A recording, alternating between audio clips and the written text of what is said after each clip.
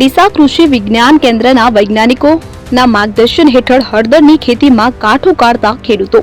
ડીસા કૃષિ વિજ્ઞાન કેન્દ્રના વૈજ્ઞાનિકોના માર્ગદર્શન હેઠળ ખેડૂતો હવે આધુનિક પદ્ધતિઓ અપનાવી ઓછા ખર્ચે અને ઓછા સમયમાં ખૂબ સારું ઉત્પાદન મેળવતા થયા। બનાસકાંઠા જિલ્લાના ખેડૂતો ડીસા કૃષિ વિજ્ઞાન કેન્દ્રના વૈજ્ઞાનિકોના પ્રયાસોથી ખેડૂતો હવે હળદરની ખેતીમાં પણ નવી ટેકનોલોજીનો ઉપયોગ કરીને વધુ લાભ મેળવવા તરફ આગળ વધી રહ્યા છે। ડીસા સ્થિત દાંતીવાડા કૃષિ યુનિવર્સિટીના માર્ગદર્શન હેઠળ ખેડૂતો આધુનિક ખેતીની પદ્ધતિઓ અપનાવી સફળતા તરફ આગળ વધી રહ્યા છે। ડીસા કૃષિ વિજ્ઞાન કેન્દ્રના વૈજ્ઞાનિકો દ્વારા આપવામાં આવેલી પદ્ધતિઓ દ્વારા ઓછા પાણીના ઉપયોગ સાથે ઓછા સમયમાં વધુ ઉત્પાદન આપે છે।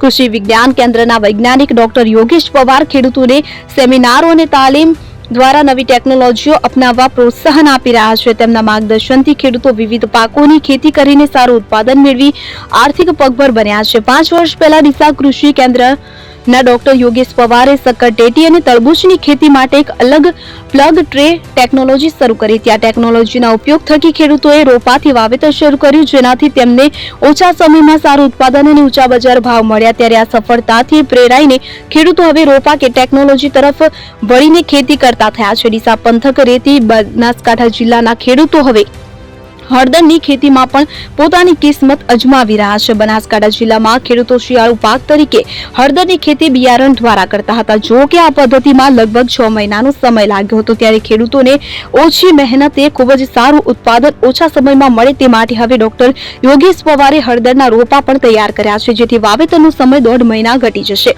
આ રોપા ટેકનોલોજીથી ખેતી કરવાથી ખેડૂતોને સારો ફાયદો થશે, એટલે કે હળદરની ખેતીનો સમયગાળો ઘટીને લગભગ 4.5 મહિના થશે। તેમજ રોપા દ્વારા વાવેતરથી ખેતીનો ખર્ચ ઘટશે અને સાથે જ રોપા ટેકનોલોજીથી રોગ અને જીવાતની સમસ્યા ઘટી જશે।